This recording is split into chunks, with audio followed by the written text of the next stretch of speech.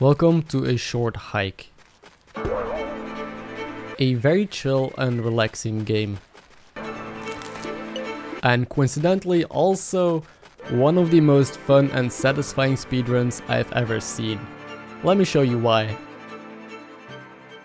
A Short Hike is a small indie game made by just one guy and was released on the 5th of April 2019. You are playing as Claire, trying to reach the top of this mountain because you have no phone reception anywhere else. It's a beautiful terrain, probably one of the best open world games I've ever played, just because you're so free to explore without any zones that you need to unlock somehow or do missions for. There's only a couple simple mechanics that help you progress and climb this mountain. The first one is gliding. Because you are a bird or a penguin, you're able to fly in the air instead of just falling to the ground. The second mechanic are feathers. By collecting these, you can flap your wings to gain height and they reset once you touch the ground again. You can also use feathers to climb walls. That's it. You're now free to figure out a way to reach the top of this mountain.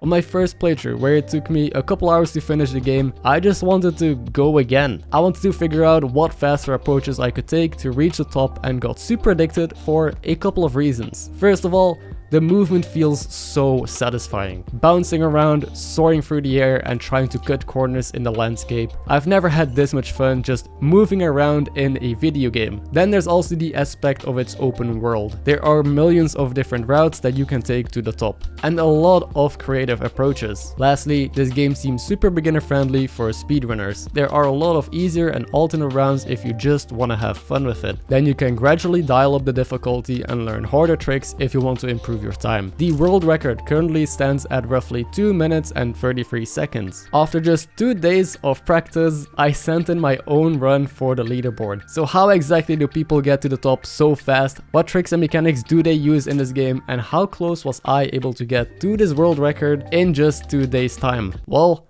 let's break down the run. Here's what a top-down view of the map looks like. You start here, and usually your journey will look something like this. Now, this is what it looks like if you're running the world record route. It is incredibly optimized. So, let's get our run started. When we first leave our little cabin, we're going to run into this conversation, which of course we rather not have. Instead, the goal is to walk right next to this path, so we avoid triggering the dialogue and save a couple seconds. Then we can just skip this entire walk by floating towards this big rock. But there's a way more important reason we want to be at this big rock, and that is the coin. We need this coin. It will become clear why later. From there we just glide back to the mainland. But let me explain a very important fundamental of gliding. It normally isn't faster than walking unless the glide starts with a drop and picks up speed. That speed gets carried over the entire glide. So to save time whenever you glide and be faster, you want to initiate it with the biggest drop possible. Then we end up at this blue cabin at around 15 seconds. But there's actually another difficult way to save about 1 to 2 seconds here. When jumping off that rock, instead you want to glide a little bit more towards the land because you want to end up in this area. When you walk back and stand on this stick,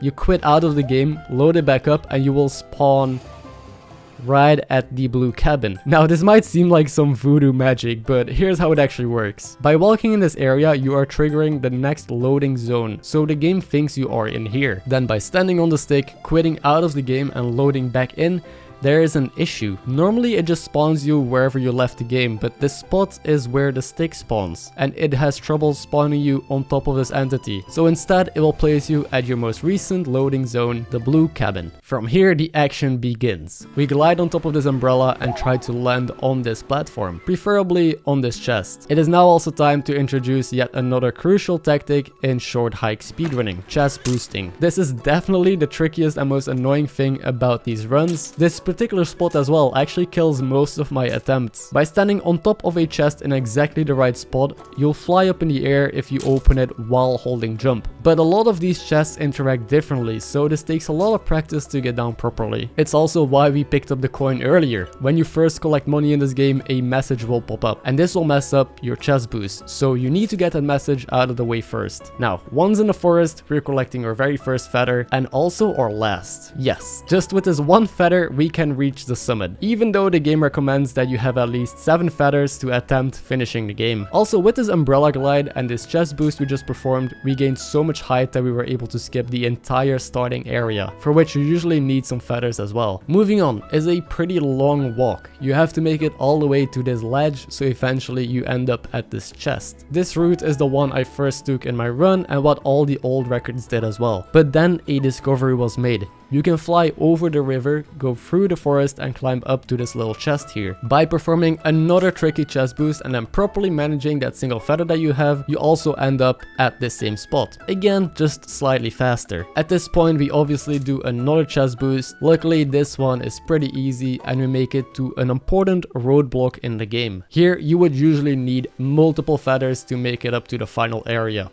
the snow area. But instead, there's a tricky way to get there with just one feather. We glide to the right side of this ledge because that's still faster than walking, and then we'll pick up this bucket, which is our key to reaching the top. By filling up the bucket and watering this plant, it will grow this massive flower. These flowers act like the umbrella from earlier that give you a lot of height and momentum. You will be able to reach this hidden chest, perform another chest boost and fly to the small entry into the snow area. One thing I haven't yet explained is how the snow affects your feathers. They actually don't get reset anymore after you use them. The only way to get them back is by sitting next to a campfire or going into hot water. So we continue by walking in this water, filling up our bucket and watering this plant on top. And here's the awkward part of the run where we just have to go back down, refill our bucket and go back up. Now there's a very graceful flight to this plant. We water it again, bouncing up to over here, collecting more water, growing another flower, and then the final big leap towards the top. We were gaining so much height we basically skipped most of the mountain. This bucket is, like I mentioned, really the key to getting here for the final area. Now this last big leap is actually pretty tricky because we're aiming for this small corner. Remember that we only have one feather and we can't afford to use it here. If you landed it, all we have to do is get up this final platform, and this is where we need to use our feather. Trust me, a lot of runs have died here. You can definitely mess this up and it really hurts.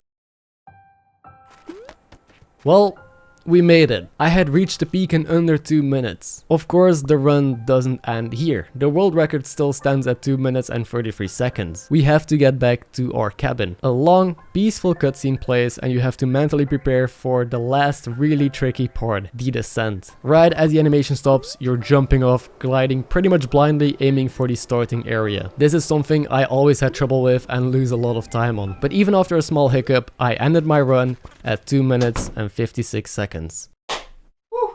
Currently putting me 23rd on the leaderboard, but this is definitely not where this journey is going to end. Ever since this run, I've been practicing to improve my time because this game is actually just so fun to run. There's still multiple categories to explore, and because of the nature of this game, I think there's even still shortcuts hidden in plain sight, like this alternate route to the final area that I messed around with. Anyway, if you enjoyed this video, consider subscribing for more game-related storytelling content, and thank you for watching.